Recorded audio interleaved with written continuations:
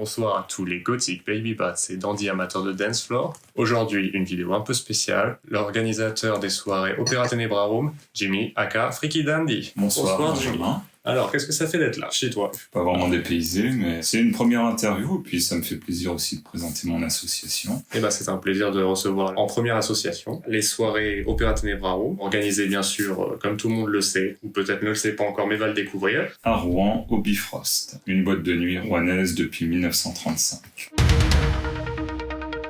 Donc avant de parler des soirées en elles-mêmes et de l'organisation, on va un peu parler de toi et de ton rapport à la culture gothique. Quelle a été ta première influence ou ton premier contact avec le monde gothique? Est-ce que tu t'en souviens? Alors j'étais super jeune, j'ai d'abord découvert différents aspects de cette culture. C'était pas tout de suite. Sur le plan musical, c'était plus au niveau cinéma, quelques influences aussi au niveau des jeux vidéo.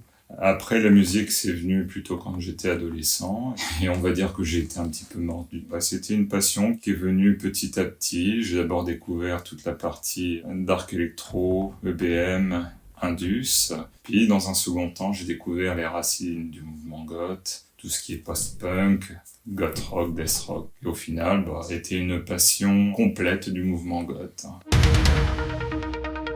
Comment as-tu commencé à organiser les soirées gothiques? Et qu'est-ce qui t'a motivé? Alors, ce qui m'a motivé, c'est que j'ai découvert qu'il y avait des soirées goth. J'étais tout jeune. J'ai adhéré à ces soirées. Ça m'a beaucoup plu. Quelqu'un à qui je tenais beaucoup m'a donné ma chance en tant que DJ au bout de quelques années d'aide à organiser ces soirées sur Rouen. Donc, j'ai commencé à mixer vers 2016, 2015-2016 à peu près. Ça m'a plu de partager de nouvelles choses musicales. Et sur le long terme, les choses ont fait que j'ai préféré prendre mon envol et là actuellement faire moi-même mes propres événements et en faire profiter le plus grand nombre. Que ce soit des générations qui ont bien connu les années 80, 90, comme les nouvelles générations.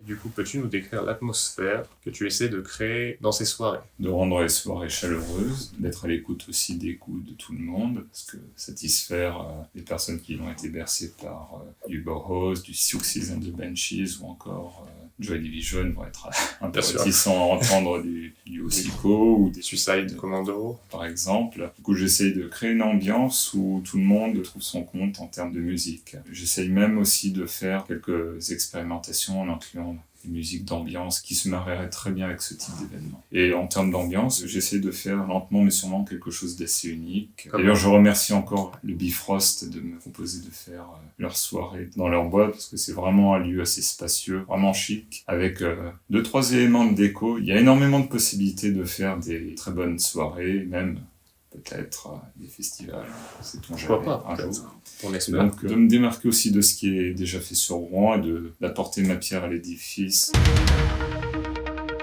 Comment sélectionnes-tu tes DJ? Un casting.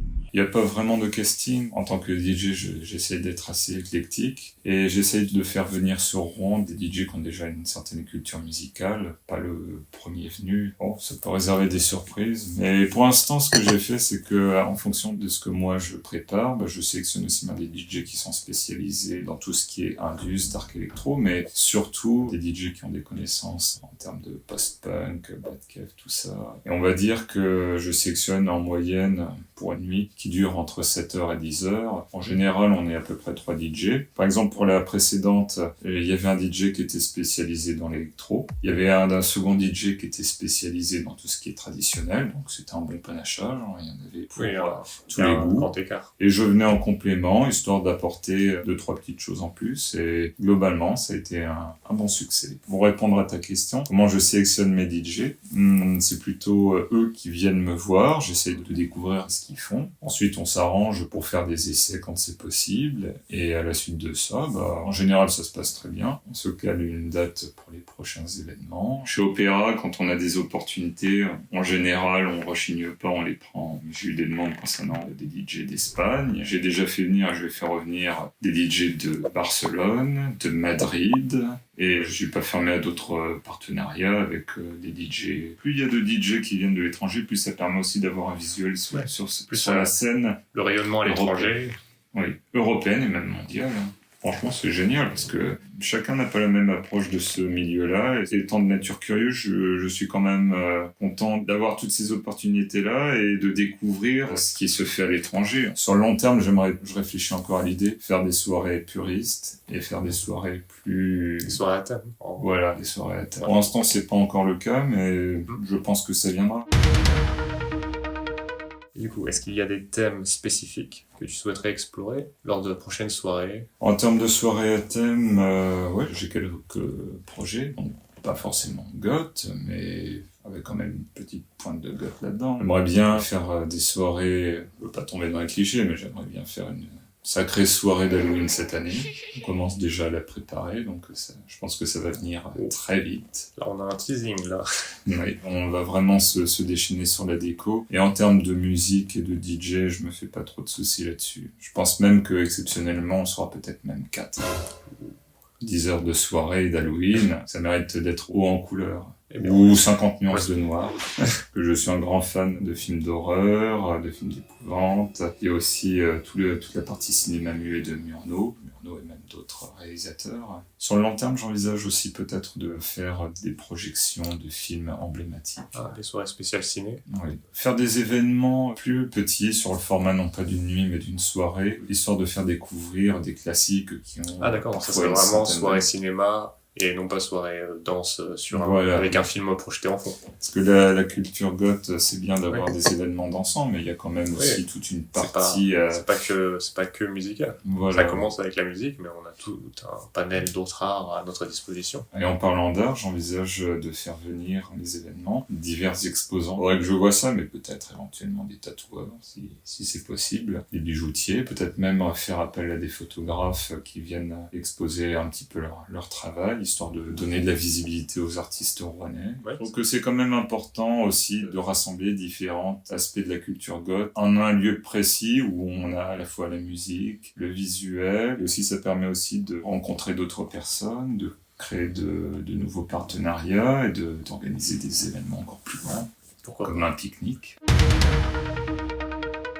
Et du coup, comment tu gères l'aspect logistique et technique pour assurer le bon déroulement de tes soirées? Avec mon compagnon, donc on n'est que deux dans l'association, mais sur le long terme, peut-être qu'on fera appel à des adhérents. J'y ai pas encore réfléchi, mais pour l'instant, on a des personnes pour nous filer un coup de main, et ça se passe très bien. Autrement, plus jeune, et je fais appel surtout à mes deux mains. Non, puis j'ai des idées de décoration, histoire de créer une ambiance, s'approprier l'endroit pour faire vraiment une ambiance assez inédite, à savoir accrocher des brasseros enflammés autour du dance floor, créer un éclairage, une ambiance bien spécifique. J'ai aussi d'autres idées à mettre en place pour les prochaines soirées. Et là, je dis rien, ce sera la surprise. Quels sont les retours que tu as en général des participants à ces soirées? Eh bien, en ce qui concerne les retours, on a du monde qui reste jusqu'à la fin des événements, jusqu'à 6h, 6h30 du matin. Donc déjà, il y a pas mal de gens qui apprécient. Récemment, on m'a dit que ce qui était bien avec mes événements, c'est que j'essaye de varier les playlists que moi-même je passe. Et en faisant venir des DJ différents à chaque fois, ça donne l'impression que les soirées ne se ressemblent pas forcément, et puis ça fait d'autant plus de découvertes musicales pour le public rouennais. Oui, je pense que c'est important. Rouennais, mais pas que. On m'a complimenté sur le fait que ça restait éclectique en termes de musique, que j'essaye aussi de découvrir plein de groupes secondaires, histoire de ne pas passer systématiquement les mêmes classiques. Les mêmes chansons de Sister of Mercy en boucle. Voilà, oui. Il y a eu Sister of Mercy, mais...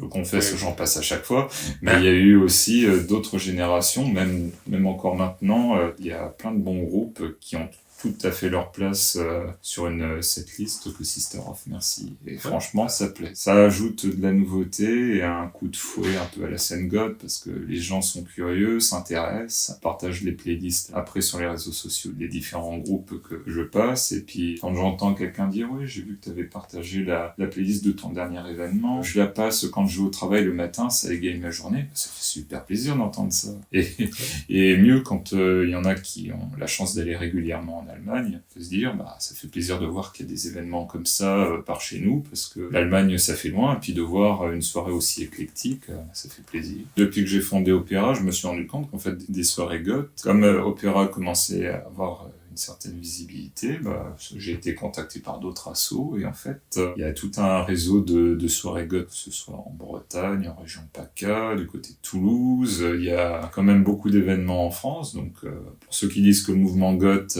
s'éteint lentement mais sûrement ou qu'il n'y a pas grand-chose en France, c'est trompent. Il y a pas mal d'événements et ça peut donner lieu à des festivals de nouveau en France, des festivals qui redonneront un coup de fouet à la culture goth, parce que là maintenant on se retrouve avec parfois des familles complètes de goth, de génération en génération, et ça fait plaisir de voir des familles complètes danser, et il y a des enfants qui dansent, enfin des enfants. Bien sûr, pas jusqu'à la fin de la nuit.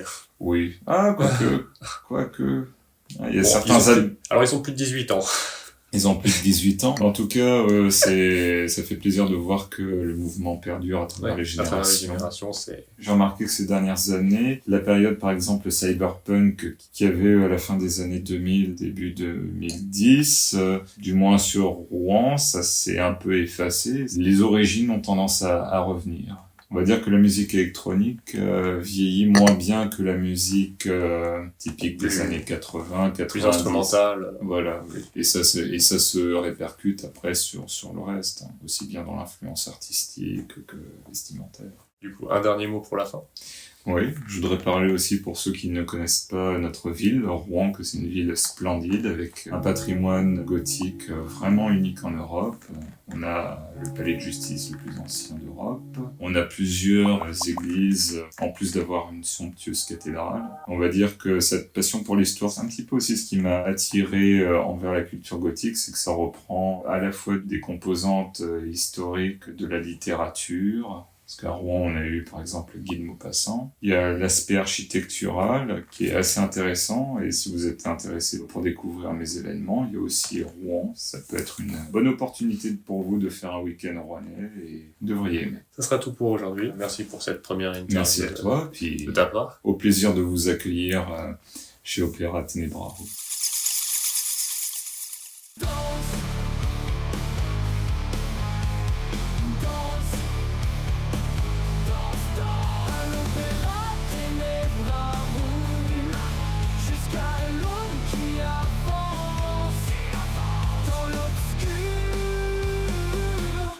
Maman.